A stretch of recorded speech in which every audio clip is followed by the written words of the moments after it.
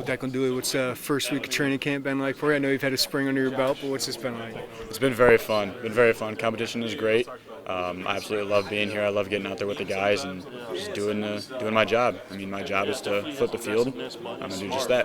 What's the transition like from Paso-Gridley to Champaign and Big Ten football? It's actually been pretty smooth. I was expecting a little bit of a big transition period, but I personally didn't feel there was a big impact on me. It definitely helps to be close to home.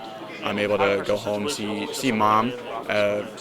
Not as I please, but when I can kind of squeak in some time, and I'm sure she really appreciates that. So yes, it's been wonderful. What have you learned with the coaches, being around the other guys, like Q, Caleb, all those guys? What have you learned so far? So I've learned to hold myself accountable a lot. There's a lot more that goes into my job than I even realized, and a lot of that has been helped to be under Q's wing really at the moment, and he's taught me a lot about making sure you got all the guys on the field when you're holding. It's something I've not had to deal with before, and little things like that I've learned, and I mean it's been just great to learn from. He's about 11 years older than you. What's that dynamic like? It's been pretty good. We get along very well. I mean, I treat him as everybody else. I mean, he's a human. I'm a human. We're all humans. We're all teammates. So he's my family. So you're bigger than most punters. When did you get into the weight room, and what's just drawn you there? So I got into the weight room when I was a sophomore. So I gained a lot of weight, and I kind of thought one day, if I'm gonna make it to where I am now, I can't live this way. So what I did is I realized what I needed to do. Had a lot of help from my mother. She went through the same process. So from there, I was 250 pounds and lost about 50 of that, and then just went from there. Got in the weight room every day, 2 hours a day. Just kept working. So your mom was a big inspiration to you, huh? Like, what was that process like for you two?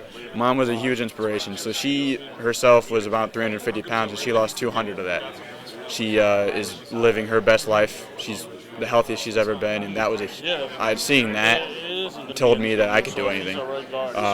Seeing her transition told me that where I'm at is I can get wherever I want to be.